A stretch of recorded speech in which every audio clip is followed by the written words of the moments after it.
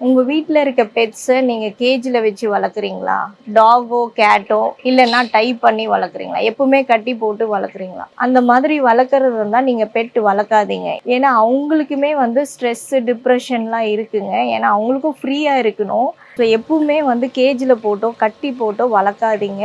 அதே மாரி அப்ராட் போறீங்க, முன்னாடியே உங்களுக்கு பிளானிங் இருந்தா பெட்ஸு வந்து வளர்க்காதீங்க. ஏன்னா நெறைய பேர் என்கிட்ட கேட்குறது என்னன்னா, 1 வருஷம், 2 வருஷம் வளர்த்துட்டு, எனக்கு வந்து பெட்ட வந்து விட்டுறணும் அப்படின்ற மாரி. உங்களுக்கு கொண்டு போ முடியாதுன்ற சிச்சுவேஷன்ல நீங்க பெட் வளர்க்காதீங்க. அதாவது இது வந்து ஒரு 15 இயர்ஸ் வந்து கமிட்மெண்ட்.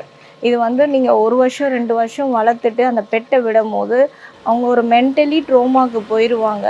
ஸோ இத மட்டும் தவிருங்க. டைம் பீயிங் என்ட்ட கேட்குறவங்கலாம் எப்படி கேட்பாங்கன்னா, 1 மாசத்துக்கு பெட் வளர்க்கறதுக்கு அடாப்ஷன் குடுக்குறீங்களான்னா கேட்குறாங்க. ஸோ இதெல்லாம் தவிர்த்துருங்க. நம்ம ஃபேமிலியில ஒருத்தரா நெனச்சு வளங்க. அது வந்து ஒரு லைஃப் டைம் கமிட்மெண்ட். உங்களால பண்ண முடியும்னா வாங்குங்க. இல்லன்னா எடுத்து வளர்க்காதீங்க.